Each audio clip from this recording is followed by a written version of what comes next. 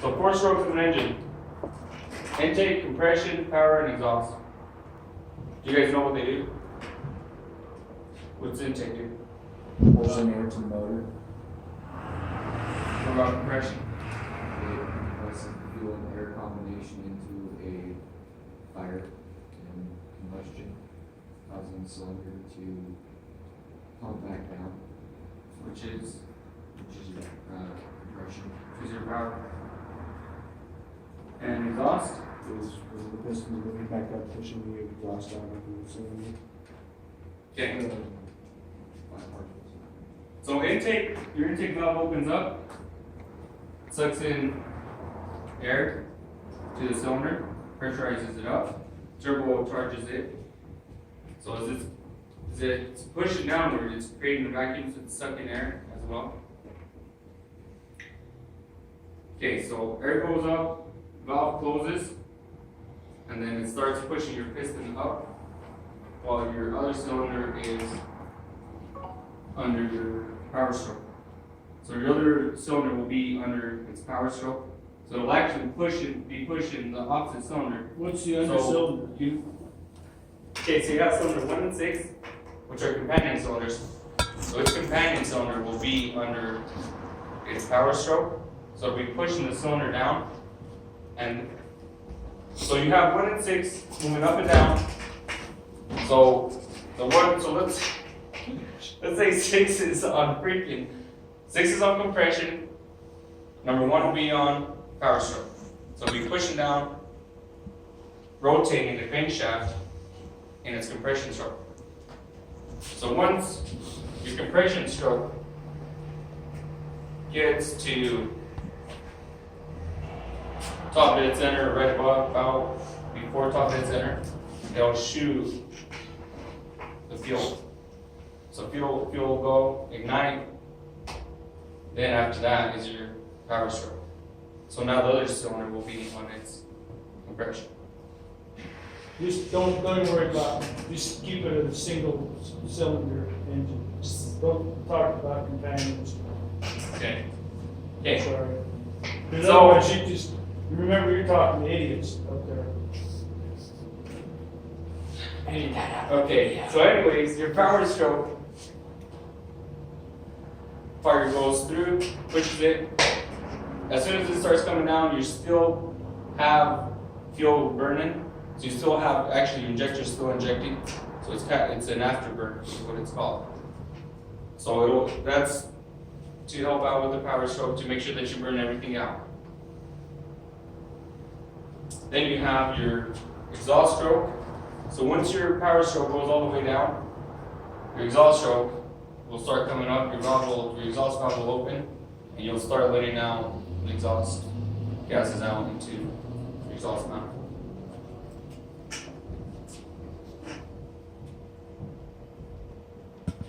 Okay, so valve overlap. Valve overlap happens at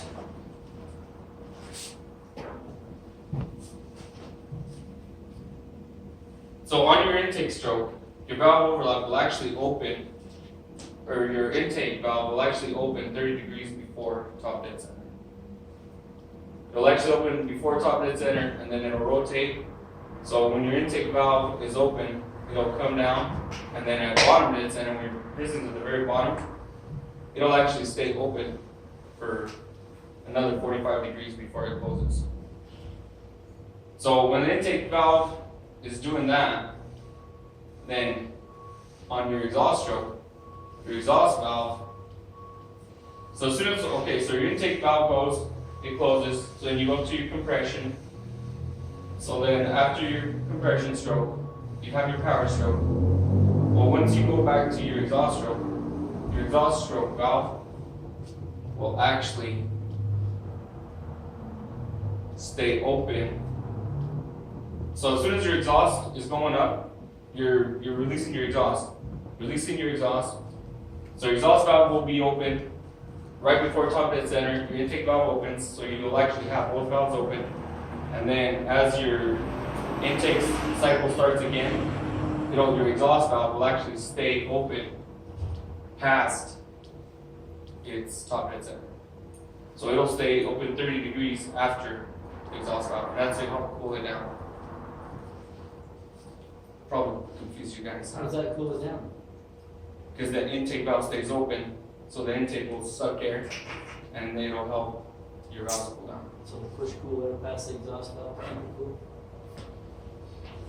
I imagine so, yes. Okay. You guys have any questions? Yeah, I got a question. Go ahead. What?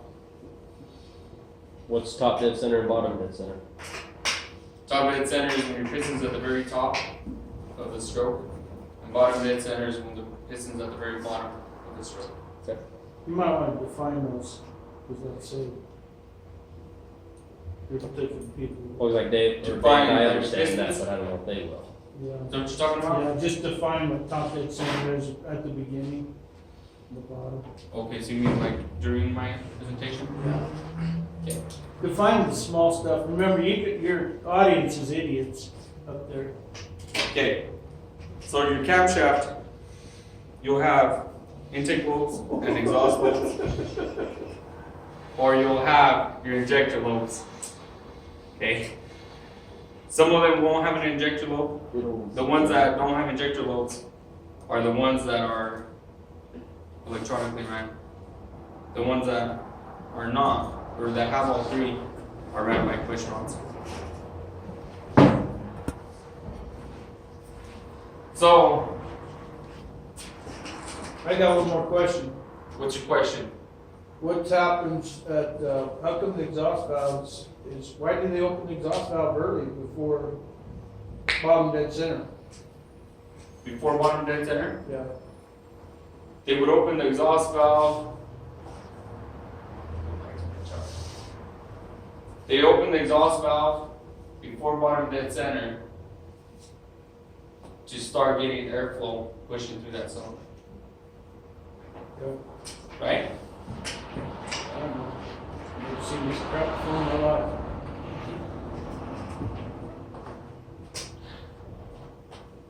Okay.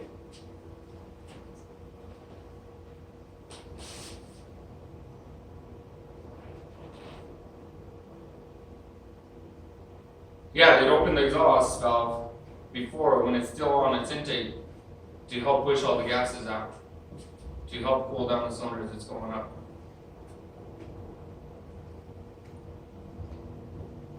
Okay. Some of your valves are ran by push rods. Some of them will be ran by rocker arms, depending on where your camshaft is at. For instance, this camshaft is in the block. Some of your camshafts will be on top of the head, and they'll be by a rocker lever, a rocker arm. They're gear driven. So your camshaft is driven off of your crankshaft. Crankshaft is what rotates the pistons.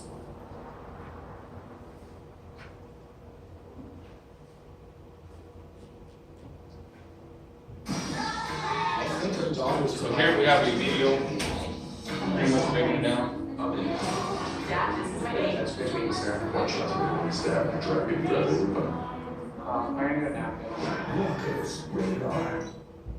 An internal combustion engine transforms electrical energy into fuel to mechanical energy. Diesel engines, which have been serving mankind for over a century, are the most versatile and economical energy engines effectively. An atomized chemical energy effectively. An atomized pressure energy. I think it's running multiple at the same High time. temperature and high pressure air. Mechanical energy. Diesel engines, which have been serving mankind for over a century, are the most versatile and economical IC engines. To release the chemical energy in diesel effectively, an atomized form of the fuel is made to contact with high temperature and high pressure air. This energy is effectively transferred as mechanical rotational energy. So the operation of a diesel engine is all about producing high temperature and high pressure air continuously. We will see how this is achieved in this video. Piston, connecting rod, crank, and cylinder form a mechanism called a slider crank mechanism. Here, the linear motion of the piston is transformed to a rotary motion at the crank. In an IC engine, this mechanism is properly supported in an engine block. Cylinder head, valves, and fuel injector are fitted above the engine block. When the piston moves downwards, inlet valves open and fresh air from outside is sucked in, or, in other words, the engine breathes. During the return stroke, inlet and exhaust valves are closed, and the air inside the cylinder gets compressed. During the compression stroke, the piston does work on the air, so the temperature and pressure of the air will rise to a level which is higher than the self-ignition value of the diesel. An atomized form of diesel is injected into this compressed air. The fuel gets evaporated and undergoes an uncontrolled spontaneous explosion. As a result, the pressure and temperature rise to high-level values. The high-energy fluid pushes the piston downward. The hot air does work on the piston, and energy in the fluid is converted to the mechanical energy of the piston. This is the only stroke where the piston absorbs power from the fluid. Due to inertia of the system, the piston moves upwards again. This time, the exhaust valves open and the exhaust is rejected. Again, the suction stroke happens. This cycle, which has a total of 4 strokes, is repeated over and over for continuous power production.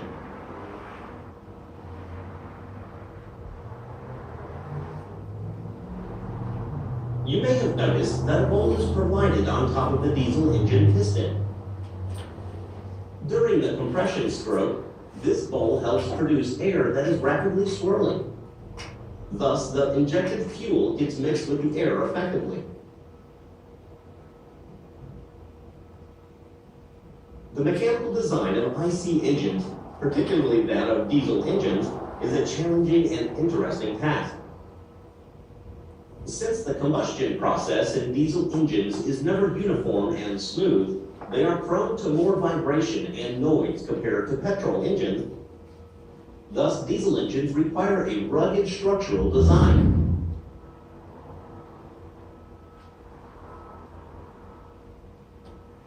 Out of the 4 strokes, it is only during the power stroke that a tremendous amount of force is exerted on the piston. So a single-cylinder engine will always have high force non-uniformity as shown.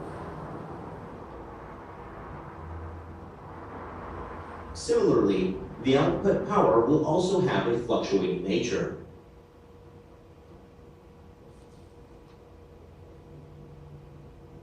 But with more number of cylinders, one can overcome these problems. Consider this 4-cylinder engine. Here, 4 different strokes can occur at a time. So the power stroke is always present in the engine. As a result, a 4-cylinder engine will have better force and power uniformity. In short, the more cylinders an engine has, the smoother it will operate.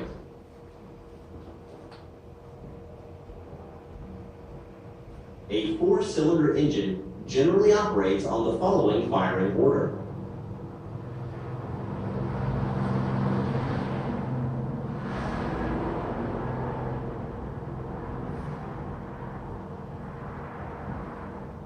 A heavy flywheel, which acts like a power reservoir, further helps in smoothing out non-uniformity of power. A huge unbalanced force arises in the form of dynamic unbalance due to the excessive mass at the connecting rod side. This is negated by providing counterweights on the crank side.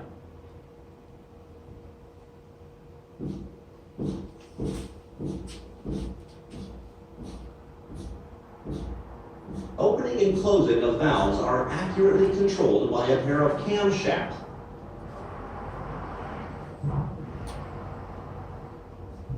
Camshafts derive motion from the engine. It is clear that the camshafts need to rotate at half the speed of crankshaft. We hope you had a nice introduction on the working of diesel engines. Thank you. Okay, so in case I confused you, that video should have cleared everything up. What does IC engine mean? Kept saying the IC engine. Does that mean inline cylinder? What do you mean? Probably means internal combustion. They might ask you a question like that, because it stuck out like a sore thumb. When IC engine, and then it's internal combustion. That's what it means. That's what we can ask it.